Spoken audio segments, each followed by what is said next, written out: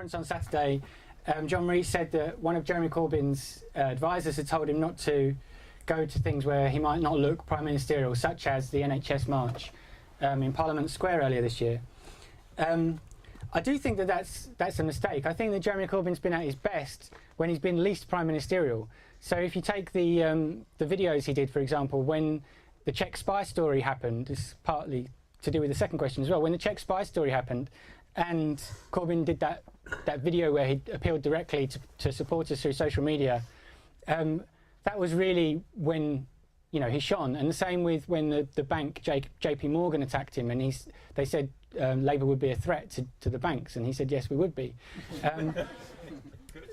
So that's really, I think, where he does well, and I agree that he shouldn't shy away from going on demonstrations. I don't want to go into too much about what John Rees said, but he also said that he shouldn't be appearing on Gogglebox, and I actually disagree with that, because I think that part of what the election revealed was that Jeremy Corbyn has an immense reach into popular culture, which nobody actually expected and wasn't contrived at all. But we saw it during the election, that there were all these different communities, like the Grime for Corbyn movement. He was featured in Kerrang magazine and in The NME, and so on and so forth. He was able to kind of transcend politics a bit, and I think that's something really valuable which shouldn't be taken for granted.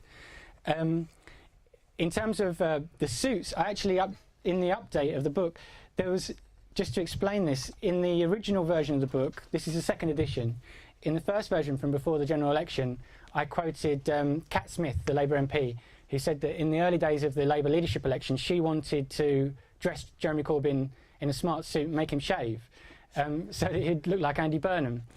And she told a story about how one of the campaign team had arranged to go and to get Corbyn and go to House of Fraser on Victoria Street and buy him a suit. And he just didn't turn up for an hour. And then when he did turn up in Parliament, somebody said, this guy's looking for you to take you to the House of Fraser, and he just ran away. So he kind of retained his kind of quirky version of the anti-austerity look, and not wearing a suit, just wearing a shirt and not a tie. But then he has dressed smarter, and actually I asked Carrie Murphy, his chief of staff, how this had happened, and I quote her in the book. I'll read it out. He even looks, this was about the TV debates he did in the general election. He even looks smarter, dressed in what David Cameron might call a proper suit. This was Carrie Murphy's doing, and this, I quote Carrie, "Part of me has got my dad in my head saying, but he's got to look the part, Carrie."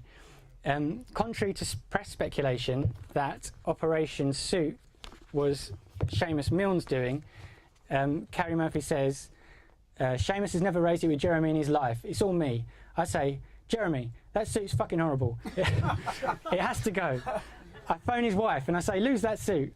I bought suits, I bought shirts. Laura Parker, his political secretary, has been great and a great influence too. We empower each other. It drives him mad." So that's how they've managed to get Jeremy Corbyn to dress smarter.